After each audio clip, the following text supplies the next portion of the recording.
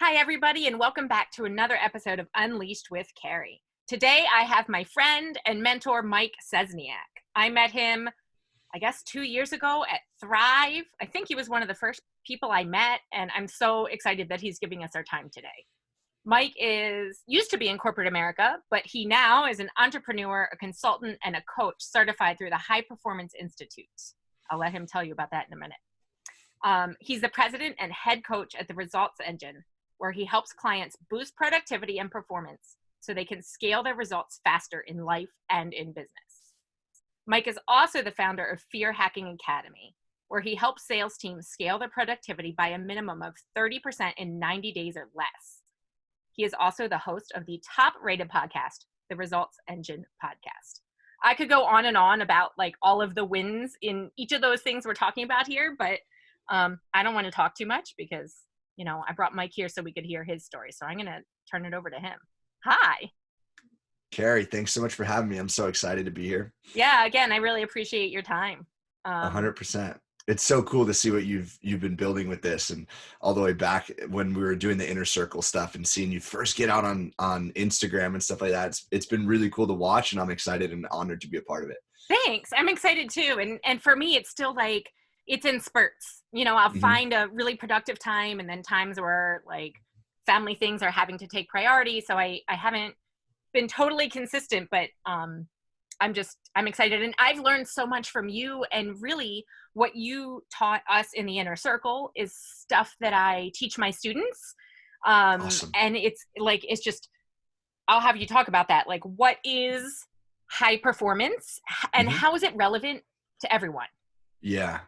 So it's such a good question. And when I'm talking about high performance, really what I mean, and the definition that I go off of, is just succeeding beyond standard norms consistently over the long term while maintaining positive well-being and positive relationships.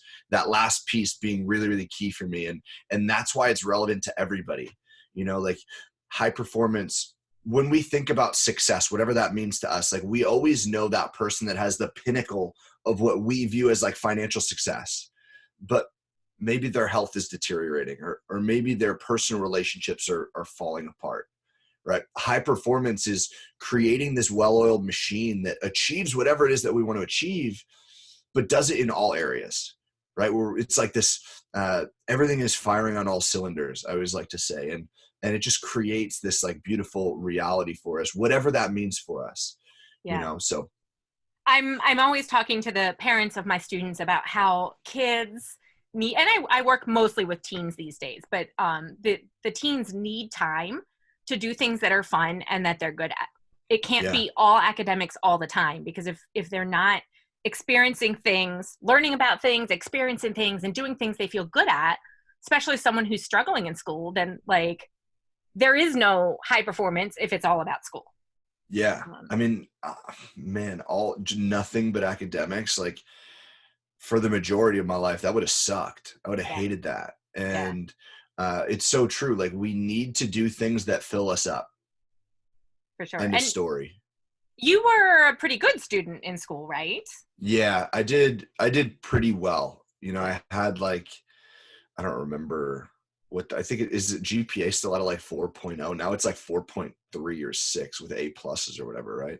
Yeah, I mean, really, it depends on your school system. I technically at times had over a 4.0 because I was in the higher level classes. Yeah, the AP stuff. Right? And yeah, I think I had a 3.8 in high school, and then a 3.3 in college with an engineering degree in Greek life and varsity athletics. And so I did well, but frankly, honestly, Carrie, I did well because I feel I feared structure. So it kept me in the lines. I did the homework because I was afraid of getting in trouble. You know what I mean? And by no means did I have overly strict parents about that. I just it was self-inflicted almost. But I feared that structure, so I did really well in that system. And I think that kind of served me. Yeah, I think that was a lot for me too. I mean, heaven forbid should I get a C on a test or something. And again, my parents never would have been upset, assuming they knew that I was doing my best. Yeah. But I couldn't face my teachers if I didn't do well. I think that was my anxiety talking, but I just didn't know it until more recently in life. That's interesting. Yeah. Like, I don't know that, I would have been afraid to see the teachers. Maybe I would have been like ashamed a little bit. Um, but yeah, for me, it was like, even though I knew I wouldn't necessarily be in trouble at home, so long as I did the work, like I always tried to do, because like education was just instilled in my Yeah. family, Yeah, for sure. so yeah, I didn't want to like let my parents down, I guess. Yeah. For, everyone I was raised with, it was something you did. You went to school, you did well, you tried your best, you went to college. Hmm. And, I know we're both kind of like stuck in the middle on that issue. Um, Yeah. well, so I guess tell us about that. Like, Yeah. what's your stance there? Because you were in corporate America, Hmm. now you're an entrepreneur. Hmm. Um, how does your education fit into all of that? Yeah. So my education for me happened to be crucial for the first part of the corporate America journey. So to give a little context, my entire college search was based on where I could play soccer. So the routine was quite literally, my club team would be traveling to a college showcase. We would get the printout of what schools would be there, what coaches would be there. I would print it out, bring it to my guidance counselor. He would circle all the schools that were worth me reaching out to based on my academic goals. Because for me, while it was only based on where I could play soccer, it was very clear, like, I was not going to a D1 school for the sake of going D1. Like, it had to be a good education as well. And so I'd basically highlight everything that was worth reaching out to. Excuse me. And then I would bring the list home. My father and I would sit down. He was the lawyer in the family, so like always helped me like write emails and stuff like that. And he would help me draft emails to all the coaches that I wanted to come see me play, with the opportunity to hopefully get recruited by them. So during that process, I had a conversation with my guidance counselor, and he looked at my transcript and he's like, "Mike, you're really good at math and sciences. You should look at engineering." And I was like, "Okay, cool. Do they make a lot of money?" And he said, "Yeah." I'm like, "All right, sign me up." Because back then, all I wanted to do was make a boatload of money and retire young and open a pit bull rescue foundation. That was like my dream as a kid. Oh, I And interviewed a woman who has a pit bull rescue foundation up in Maine. oh, that's awesome. Yeah. That's awesome. Yeah. So like, that's all I wanted to do. And engineering, you made a lot of money allegedly. So it fit that build. And went to school. It was easier to start in the program and leave it if I didn't like it, rather than start elsewhere and transfer in, because my school was trimester. So three, instead of just 2 semesters, there were three. So, and as an engineer, you had to take an extra class per year. So it was like, it would have been really, really difficult. So I Yeah. started in it. Uh, After a year, they hadn't scared me away yet. So I stuck in it, and they're like, "Cool, you need to pick a type of engineering." I'm like, "All right, well, I don't want to build things." So like mechanical was out. I don't really care about electricity, other than the fact that like lights are really, really helpful and like this is cool, but like I don't want to work with it. So that's out too. And computers are dope. So like, let's go there. And went into computer engineering, really not knowing what the heck it was. And yeah, just somehow survived all the classes that like were the make or break classes. I feel like every degree has that. And Mm-hmm. it just never scared me away. So I left school with an engineering degree, and I went immediately into software engineering in Lower Manhattan.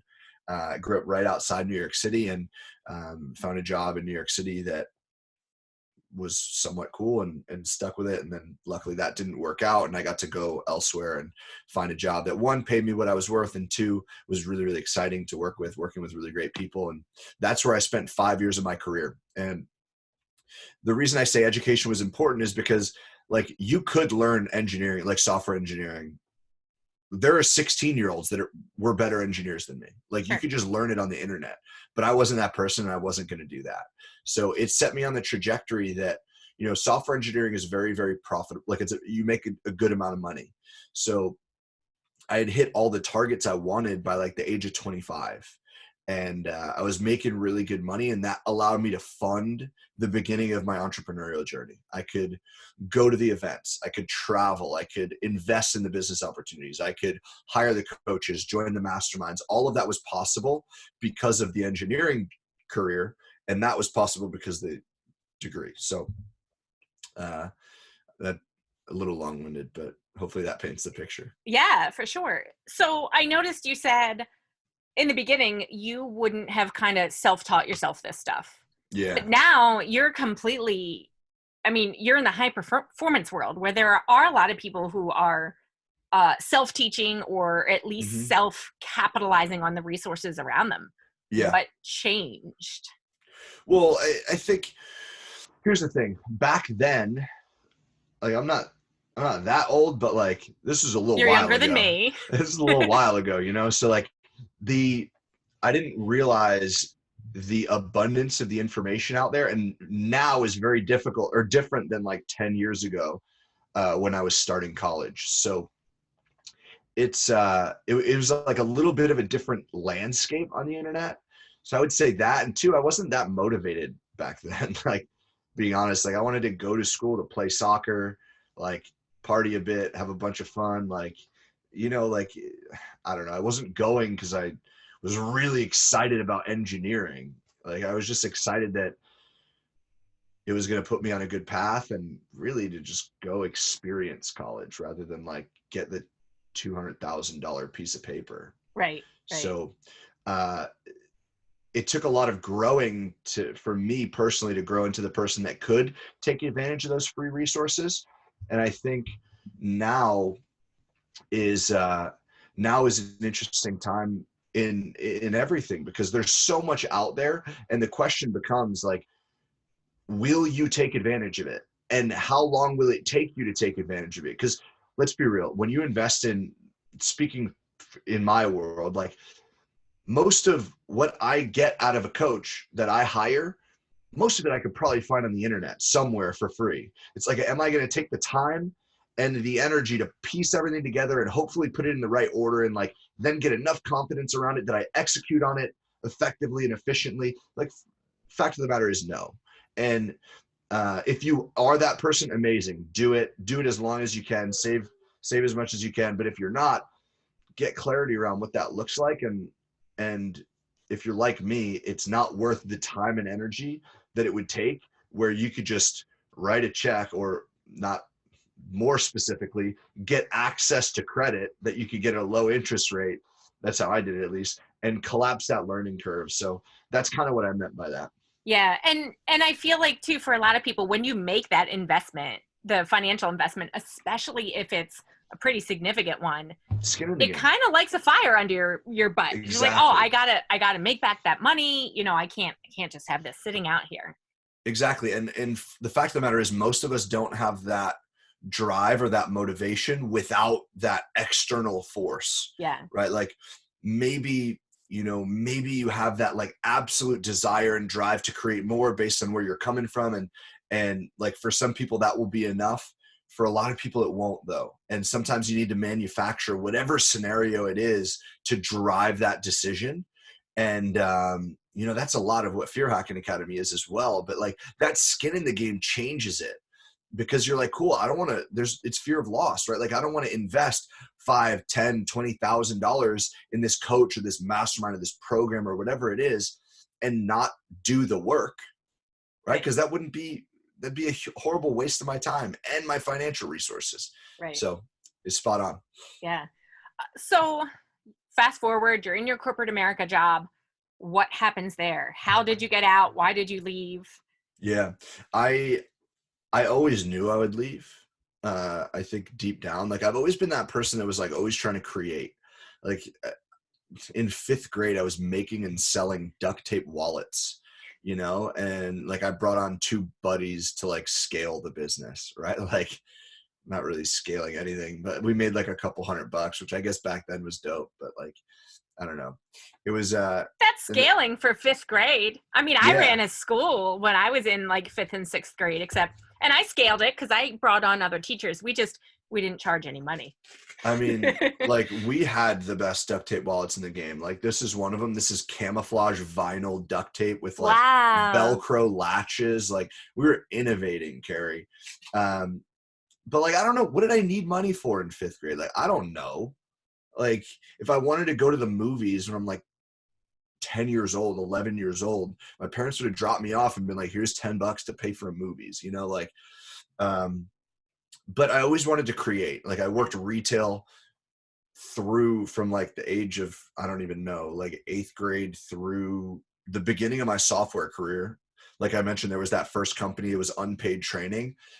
So I would go down to Wall Street Monday through Friday and then spend Saturday and Sunday most weekends working at the retail shop, same company. And like, I just wanted to create, I wanted abundance. And I knew that even though I was making a bunch of money in software engineering, I I still wanted more. So I actually started 3 companies while I was there. The third was the consulting company, coaching consulting, that I took full time.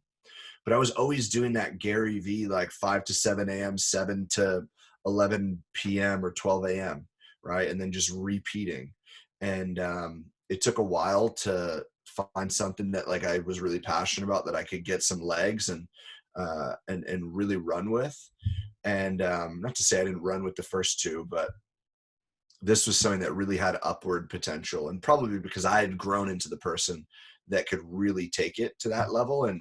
And it was something that was just really well suited for me. But yeah, to answer your question, like I always knew that I wanted out.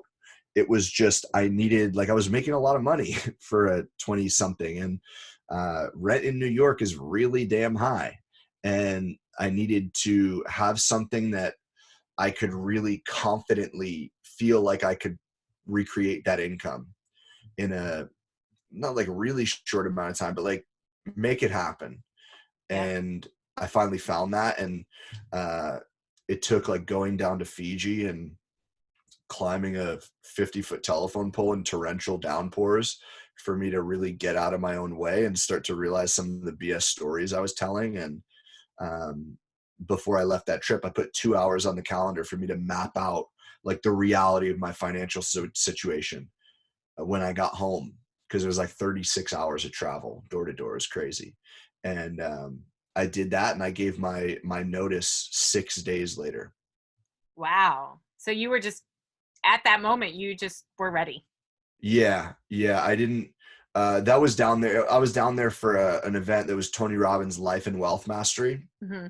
And I, yeah, there was some other like BS financial beliefs and stories I was telling that were unraveled there, or at least like shown to the light when I didn't realize it. So that paired with that experience and kind of realizing like, man, I thought I was going to be out of here like in 3 years, not 5. All of that combined gave me the opportunity to like really look at it for what it was, and start to put pen to paper. Why was making a lot of money important to you? Opportunity. I always wanted to create for the people I cared about. Like I knew the lifestyle I wanted to create for the people I love. And I've always very much, we were talking about this before we pressed record. Like I had the opportunity to interview Bob Berg, who co-authored The Go-Giver, on my podcast. And That's a big deal for anyone who's listening who doesn't know that. That's a really big deal. if you haven't read The Go-Giver, go read it. Like you're going to want to read it, because it changed the game for me.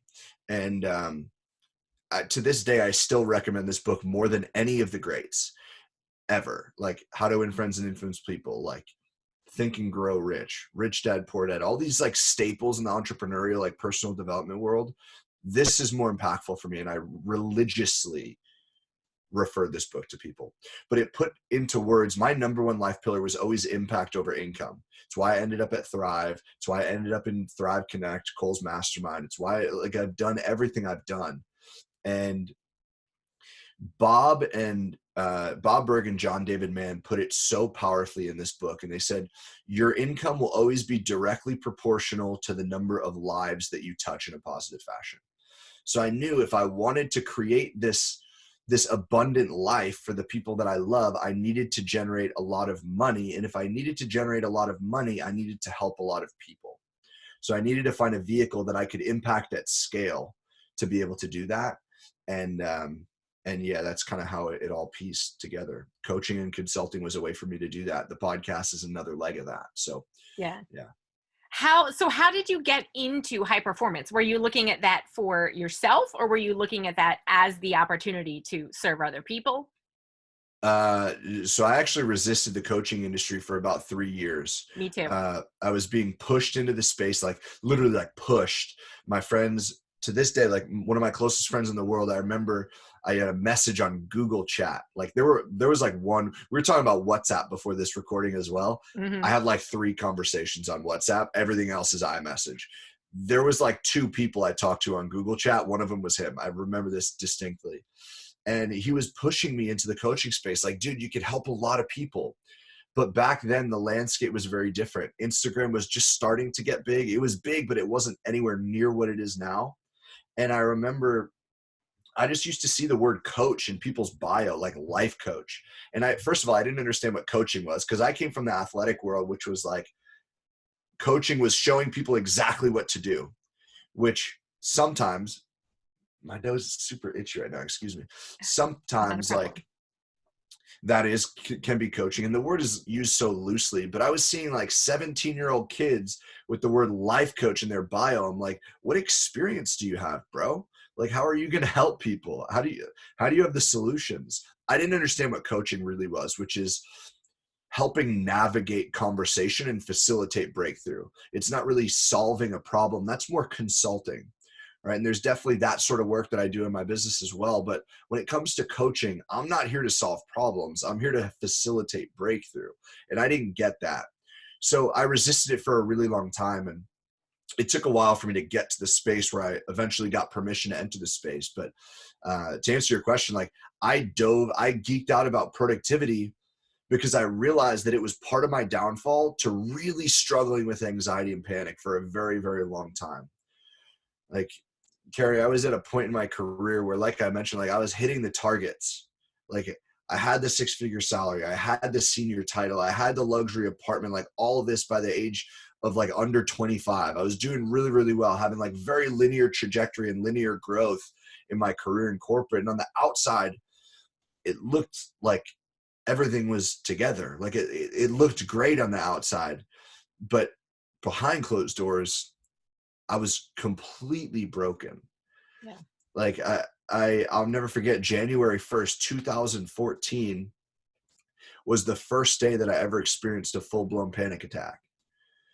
And I remember I was watching Captain Phillips. To this day, I freaking hate this part of the story because I was so excited to see that movie, Carrie. Like so excited. And it was like ruined based on what I experienced. But my roommate was out of town, and all of a sudden I went into this like crazy attack, right? For anyone that's ever experienced like a debilitating panic attack, it feels like there's like 1,000 pounds on your chest. You feel like you can't breathe. And at that point I had no idea what was going on. I had never experienced anything like this, didn't know anyone who had been through anything similar. So I had no context. And I remember I picked up the phone and I called my mom just to get like some connection, just to talk to somebody.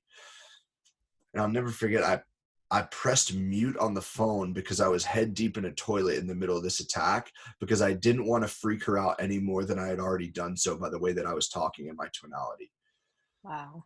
And that started like this year-long journey of going to the doctors, getting my chest x-ray, doing the breathing test, being prescribed a freaking inhaler, like all this stuff because they're like, maybe it's asthma, like don't know, trying to figure out why I felt like I couldn't breathe. And I don't remember exactly what pieced it together, but eventually my thoughts stumbled upon the word anxiety, and I started to like really do some inner work and experience like maybe that is kind of what's going on. And either way, like I started being the engineer. I had to reverse engineer like what was going on when I experienced each of these attacks. And without fail, 1,000% of the time, it was when I felt guilty for not working. Yeah. So I had to dig into that. And like that ultimately set me down the path of productivity, because I'm like, I didn't know what it was. And I felt like if I wasn't working 47 hours a day, I wasn't being productive enough, which is just such a wrong mindset. And when you pair that with the landscape of social media at the time and like thinking that people were using it to give you the blueprint, I didn't realize that it was a highlight reel. Mm-hmm. So I was looking at the people who seemingly had what I want, wanted. And I thought I was looking at what they had to do to get there, not realizing they were only sharing the wins. So to answer your question, it set me down a path of geeking out about productivity. Like it was so skewed what I thought. I thought So it was you were like, trying to get more done. yeah, I was just trying to get a grip on what was actually going on. Like I thought productivity was just like getting things done, like checking things off of a to-do list. Like I didn't realize that doing things didn't matter if the things I was doing didn't matter. Right. And it took a really long time for me to realize that, but that's what led me to high performance, because productivity is only a fraction of what we do now. It's only one of the pillars, but that opened the door. It started the first initial rabbit hole where I dove down and started to geek out about it, and ultimately developed that familiarity and dove me down the path of a lot of the personal development that led me to being in the room where I met Brendan Burchard, who is the world's leading high performance coach, and getting to chat with him and getting to experience his energy and hearing the terms high performance, because that's the lens that I look at everything through, from college athletics to my career in corporate America to entrepreneurship to powerlifting. Like everything is a very athletic mindset, and high performance were words I could resonate with. And that gave me permission to enter the space. Yeah. I did a training in a friends group it's for women, and I was like, it's high performance parenting. And a lot of people, I think, and even me, would hear that and be like, oh, what's that? Like, that sounds really yucky, but really just the idea of bringing mindfulness and being present and like, structuring your time efficiently so that you can be the best parent that you can be, raise the best kids that you can, while also having the other wonderful areas of your life. It doesn't have to be only work or only parenting. And really you need all the things that make you feel good about yourself. There's so many different things that are moving in parallel, and high performance, it's so interesting. Like most of my clients come to me because they want to scale their business. So they want to make more money. They want to scale their impact. And it's always like, I mean, the company's called the results engine, right? Like it's very results driven, but everyone's so surprised when the breakthrough is in like the physiological component in the gym or like in their relationship. They're so surprised when all the other pieces of their life are like dramatically improved as well. And we've created this like amazing reality, and they've done it. I've just been able to like help have some cool conversations. And it always starts one place and it ends a very different place, because there's so many things moving in parallel, and it really is everything that's going on in our life. It's not just business, so it's such a cool realization that you have. Yeah. Or like ability to share that. That's awesome. Yeah. A lot of people look at it as like balance. Everything has to be even. And I even disagree with that mentality. There are times when it's like an ebb and flow. Sometimes you're more going to be more focused on your family or your business or your learning. And it's always changing, but you have to have the underlying skills and processes to be able to make those changes and know what should be changed and when and how. Yeah. Balance is like an interesting, I don't want to call it a fallacy. That might be a little aggressive, but like, I think it's this fleeting concept. And I guess in a weird way, trying to keep balance means that you're just keeping score of everything, which probably doesn't serve us in any capacity. Yeah. But I think it's unfair for us to think that we're always going to be able to devote everything to like, or equal amounts to everything. Right. Like there will be, if we do that, frankly, like I don't believe that you will build the business to the point that you could.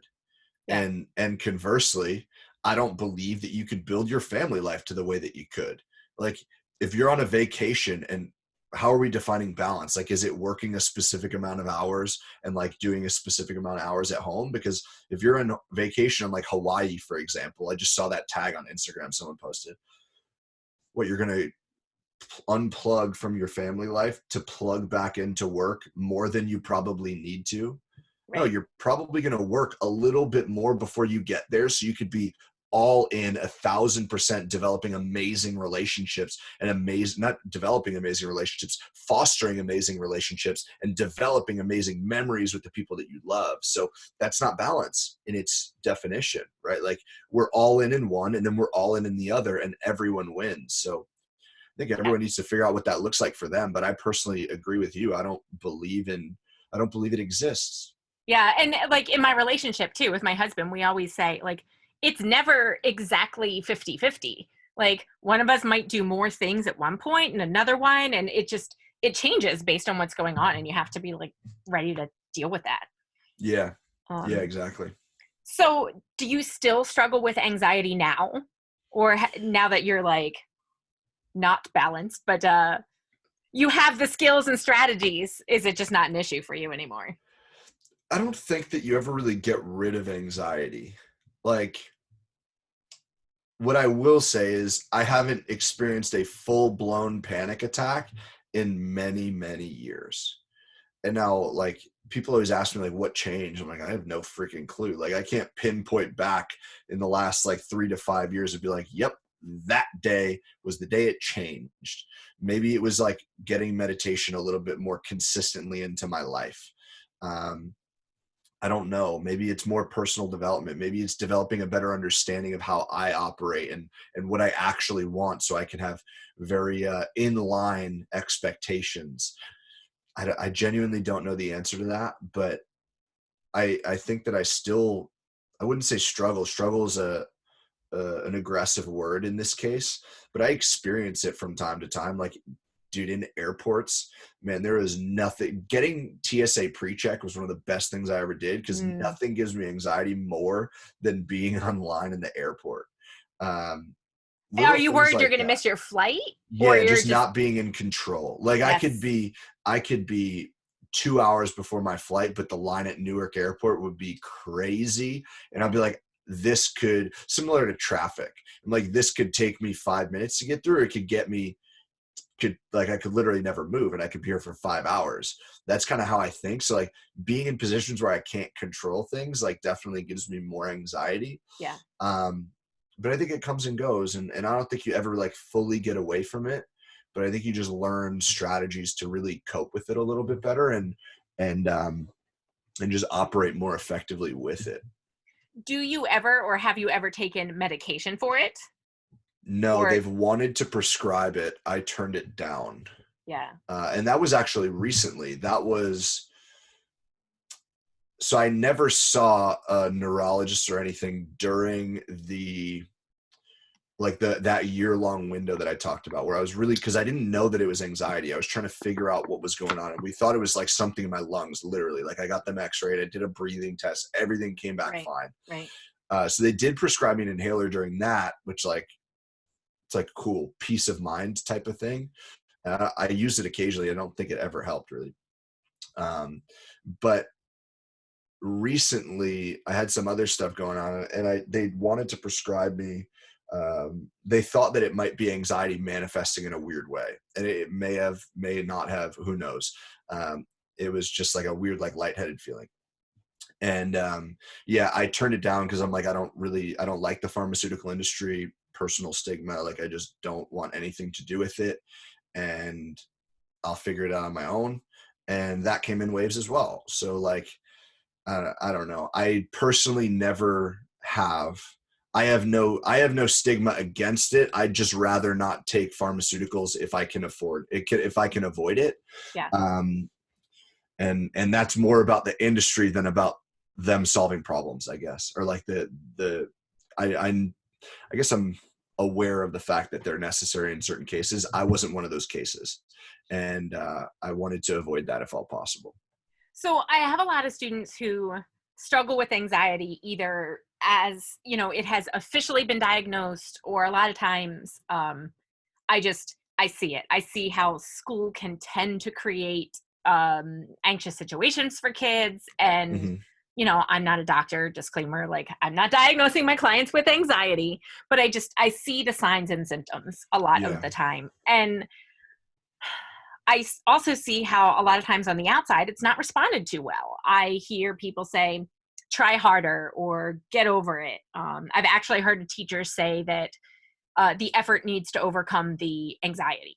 And while I'm not in the business of making excuses for my clients, what Yeah. advice could you give to the adults around them that, like, this is a real thing and they're not just sitting around making excuses? Like, how can we reframe That's that in our minds? that's such a difficult question for me. I know, and Um, I struggle with it every day myself. I, So I had this conversation with my sister maybe like a couple weeks ago because she's in the process of getting her PhD in psychology right now. And she wants to do school psychology. So we were literally talking about like testing anxiety type stuff. And it's difficult for me because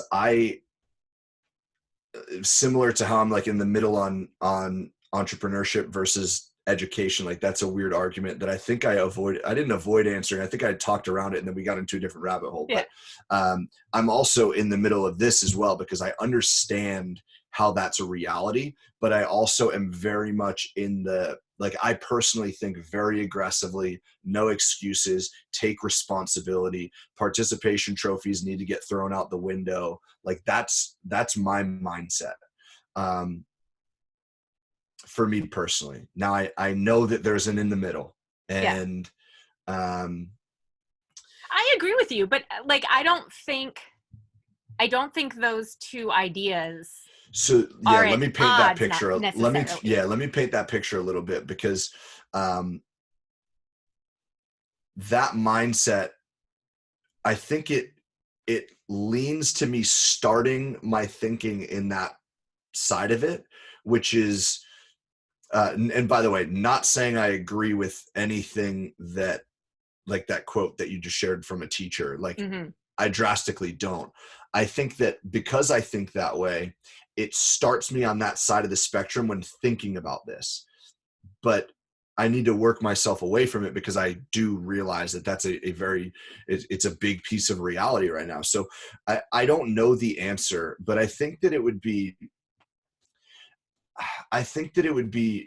very, very beneficial to, I guess, like help paint the picture and like build out the reality and the expectations a little bit.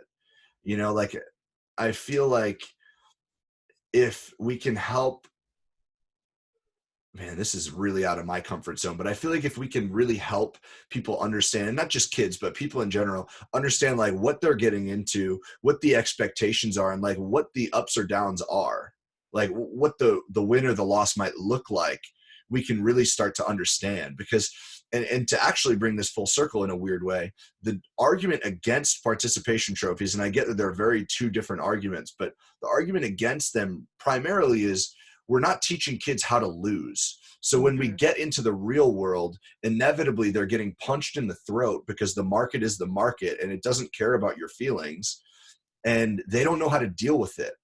Right. So inevitably, like that's kind of a similar topic. It's like we don't understand how to navigate both sides of that spectrum, the wins and the losses.